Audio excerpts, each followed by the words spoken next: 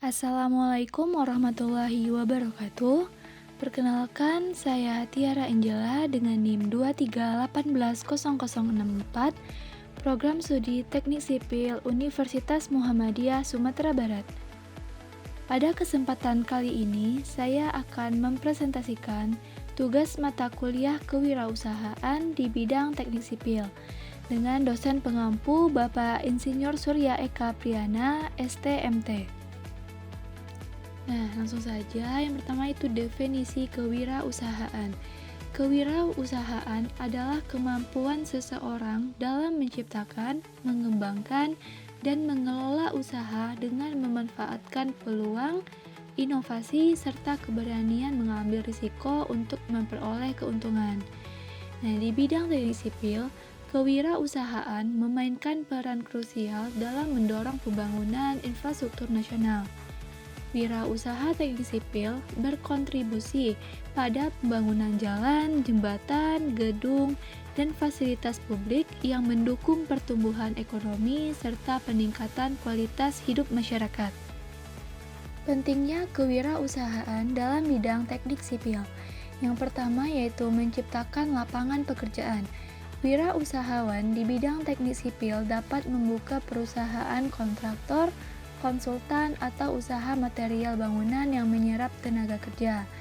Yang kedua yaitu mendukung pembangunan infrastruktur.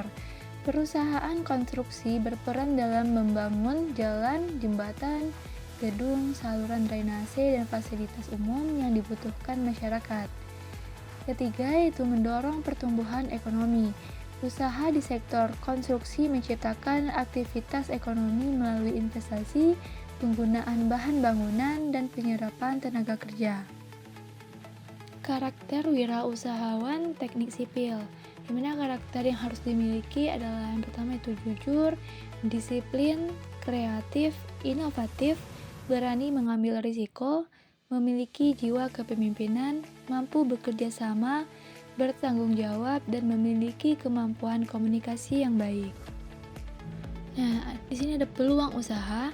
Wirausahawan teknik sipil dapat menawarkan jasa konsultasi desain dan perencanaan infrastruktur kepada pemerintah maupun swasta. Yang pertama itu ada jasa kontraktor, 2. Jasa konsultan pengawas, 3. Supplier material bangunan, 4. Penyewaan alat berat.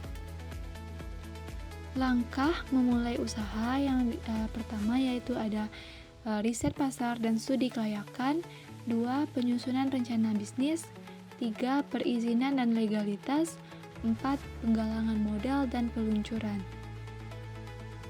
Di sini terdapat studi kasus yaitu mendirikan CV kontraktor bangunan.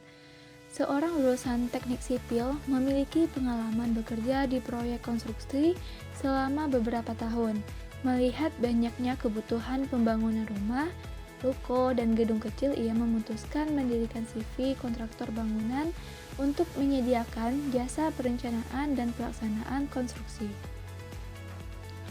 Nah, pada kasus ini, modal awal itu untuk memulai usahanya, Andi membutuhkan modal sekitar 150-300 juta yang digunakan untuk yang pertama itu ada pengurusan legalitas perusahaan, 2. Pembelian peralatan kerja seperti alat ukur, mesin bor, scaffolding, dan peralatan lainnya, 3. Kendaraan operasional, 4. Sewa kantor sederhana, 5. Gaji karyawan pada tahap awal, dan yang terakhir itu biaya promosi dan pemasaran. Layanan yang ditawarkan diantaranya yaitu pertama ada pembangunan rumah tinggal, 2. Renovasi bangunan, 3. Pembangunan ruko dan gedung sederhana, 4. Pekerjaan jalan lingkungan, 5. Drainase dan saluran air, dan 6. Pekerjaan beton dan struktur.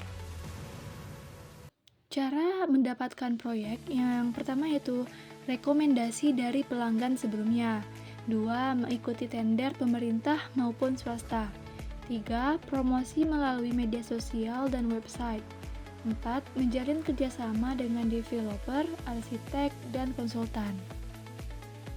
Tantangan yang dihadapi. Nah, beberapa tantangannya yaitu pertama, persaingan dengan kontraktor yang sudah memiliki nama dan pengalaman. 2. Membutuhkan modal untuk peralatan, operasional, dan tenaga kerja. 3. Mengelola arus kas proyek karena pembayaran sering dilakukan secara bertahap. 4. Menjaga kualitas pekerjaan agar sesuai spesifikasi dan waktu pelaksanaan. 5. Menghadapi risiko keterlambatan material, cuaca, dan perubahan pekerjaan di lapangan. Strategi mengatasi tantangan tersebut yaitu 1. Menyusun rencana anggaran biaya atau RAB yang akurat. 2. Menjaga kualitas pekerjaan agar pelanggan puas. 3. Menyelesaikan proyek tepat waktu. 4. Menerapkan sistem keselamatan dan kesehatan kerja atau K3. 5. Mengelola keuangan perusahaan dengan baik. Hasil yang dicapai.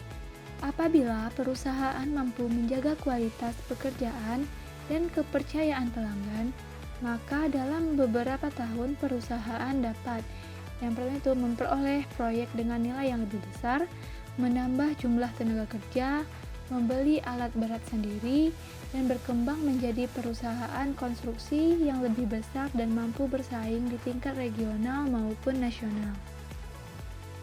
Kesimpulan, teknik sipil memiliki peluang bisnis yang sangat luas. Seorang lulusan teknik sipil tidak hanya menjadi karyawan, tetapi juga mampu menjadi pengusaha.